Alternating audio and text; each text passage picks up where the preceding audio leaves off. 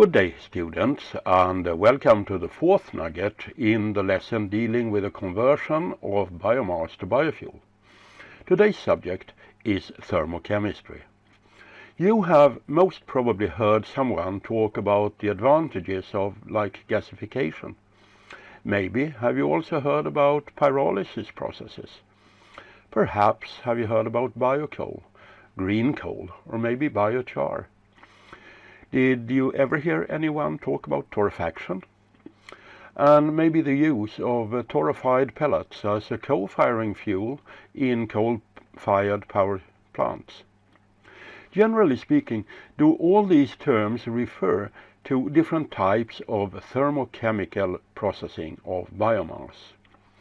The processes in question are driven by thermal energy, so the biomass is heated, to put it very, very simple.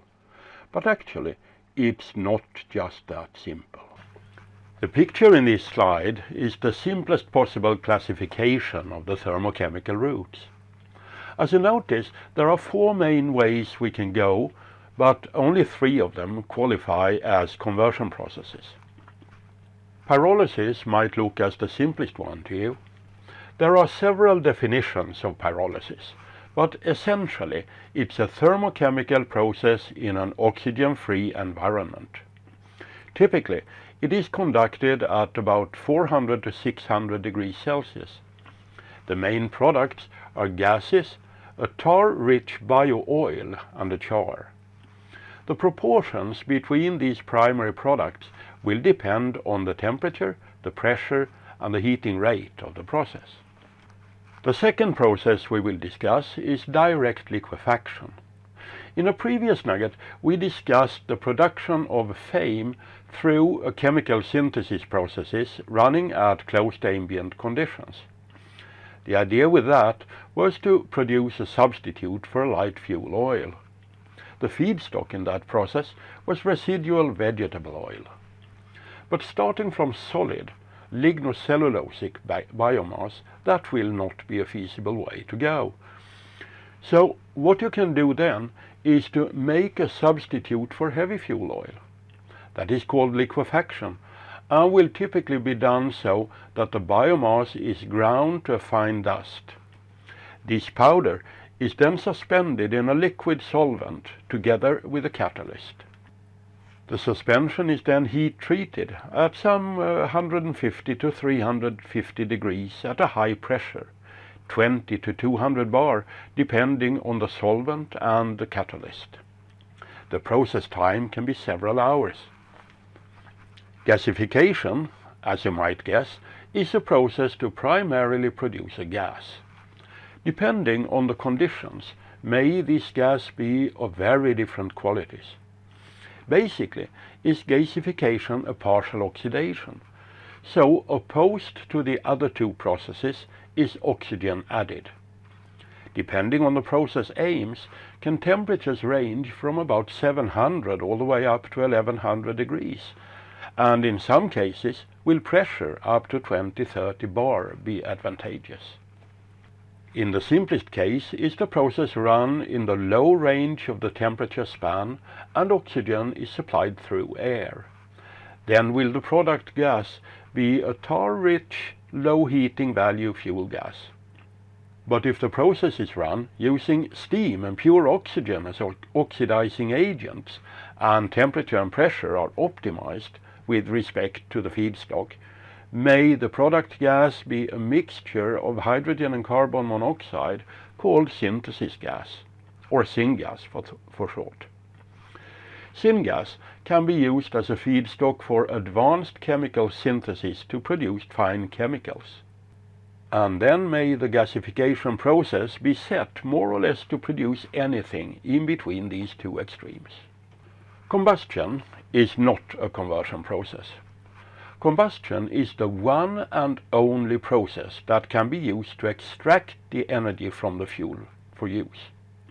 The three other processes all aim at transferring the energy in the feedstock to a new substance, namely a new fuel. So, just as an example, assume you have produced torrefied pellets through a pyrolysis process. To actually use the energy contained in the pellets, you will have to combust them. So, while pyrolysis, liquefaction and gasification are thermochemical conversion processes, is combustion the process to actually make use of the energy. And the next lesson in this course will concentrate on the combustion process. So, let us have a slightly closer look at the three conversion processes. Some call pyrolysis dry distillation. So we have two names for the same process. You will remember from the first nugget in this lesson that you studied the appendices in the Discipline Handbook. And from that you will be well aware that the dry and ash-free substance is composed of char and volatiles. There are other ways to describe the dry and ash-free substance, but as you understood when you studied the appendices previously, will you always choose the most relevant description. The volatiles are those gases that are formed and released as the biomass is heated to 700 degrees Celsius in an oxygen-free environment and kept at that temperature for a prolonged time. Part of these gases will condense when cooled to room temperature, and the liquid then formed will be called pyrolysis oil. This liquid will contain a mixture of hydrocarbons of variable molecular weights, water, and a lot of other compounds. It will also be highly corrosive and, generally speaking, cannot be used until it has been post-processed. It will be black or dark brown and very viscous.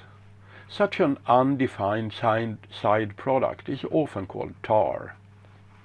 Some of the volatiles, like methane, carbon monoxide and carbon dioxide, will not be condensable at room temperature. This is then a pyrolysis gas. This gas will be combustible, but it will be a very low quality gas from a fuel gas perspective. So the gas will hardly have any commercial value. Instead will that gas, together with reject feedstock and other residues, usually be used to provide the heat for the pyrolysis process. You would not use an electric stove like in the slide. And then there will always be the residual char. However, the proportions of these three products can be set from about 80 to 85% solid yield in torrefaction processes to about 80% liquid yield in a fast pyrolysis process. You will read about that in the homework session. From an economic point of view, will the charcoal or the torrefied product, the solid product to put it short, be ready for sale? But the pyrolysis gas and the pyrolysis oil will both need post-processing before they become commercial products. As I said before, is the basis of the liquefaction process to heat treat a liquid suspension of fine ground biomass powder at an elevated pressure. To somewhat control the processes in the liquid phase, will you have to set a correct atmosphere inside the reactor. And you also have to vent away water that is produced. So there is a gas flow through the reactor. What happens during this treatment is that cellulose hydrolyzes and hence successively breaks down into smaller sugar fragments. And the same thing happens to hemicellulose. The depolymerization of lignin is much more complicated and much slower. However, some 10-15 minutes into the process, will there be a secondary set of reactions that kick in? That is a dehydration reaction in which the small sugar molecules again recombine into relatively light aromatic compounds. These will include aldehydes, furanics and phenolic compounds. These recombination reactions will produce water which has to be vented away from the reaction vessel. But the formation of water also means that the oxygen content in the product biocrude will drop. In the worst case, may the recombination reactions finally produce a solid char. And the solid char is an unwanted byproduct, so you have to control the process time and the process speed. To speed up the process, can a catalyst be added? Or can the catalyst be used so as to keep the process time but to lower the process temperature?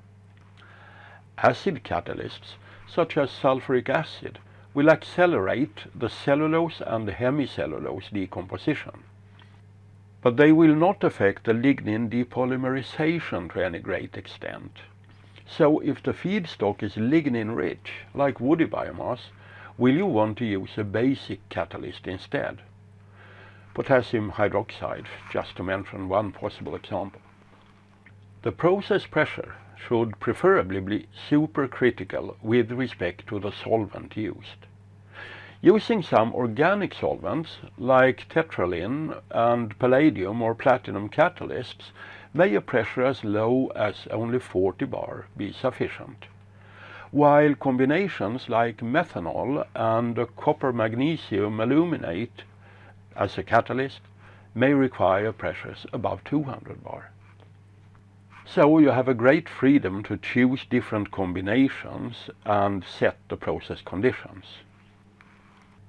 Gasification is a multi-stage process.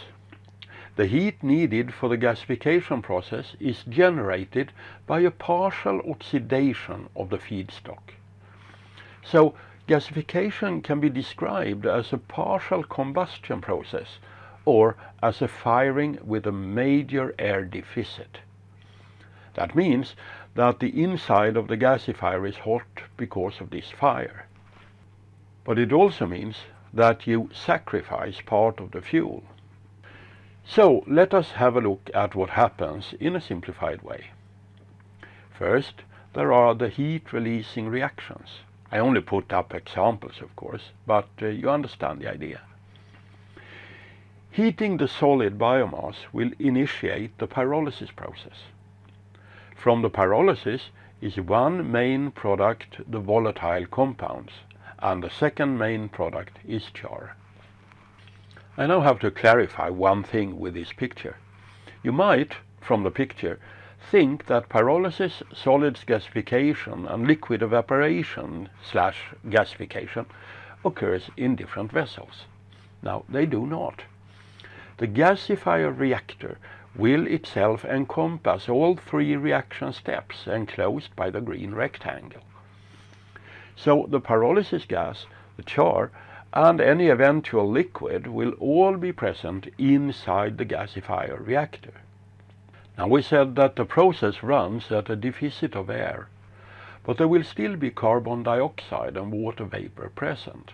These two will be the major agents to oxidize the char from the pyrolysis process. Any heavy hydrocarbons, tar, that might be present in liquid drops or as a condensate on the char will be heated and subject to thermal cracking into lighter hydrocarbon molecules. And there will also be secondary reactions occurring between the gas compounds and the solid char. And then will the water-gas shift reaction have an influence. The final gas composition from the gasifier is, however, not the equilibrium gas you might expect to find.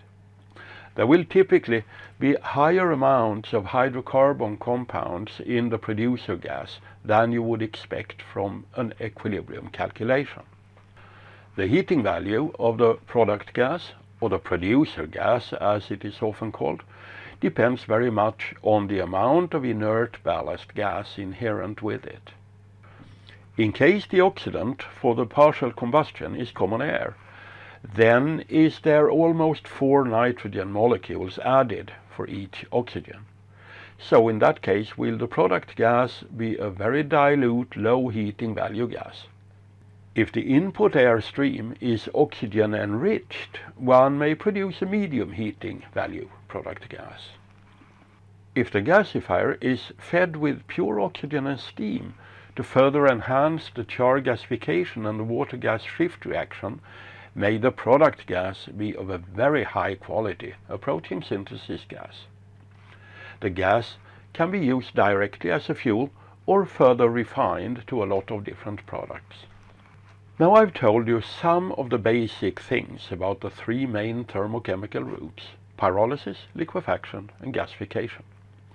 The homework you will have to do will, again, be to identify the potential for these techniques in your own home region.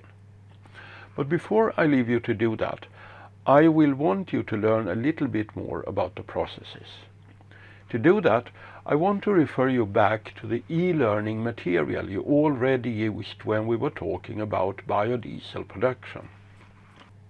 So what you shall do now is to get yourselves to the Penn State University distance learning course site for the course titled Alternative Fuels from Biomass Sources. The way to get there is shown in this slide. You will notice that the descriptions in this material are rather short, but they are very informative. Let me point out a few special things. You will remember that pyrolysis could be set to variable solids to liquid to gas ratios. This is one of the good things with pyrolysis processes. This flexibility is graphically outlined in figure 5.2. So see to that you fully understand that figure. The conversion route that most people talk about is gasification.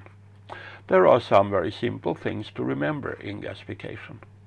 The gasifier may be designed to operate in countercurrent mode. If it is, then will the outgoing product gas meet the cold feedstock just before the gas leaves the reactor vessel?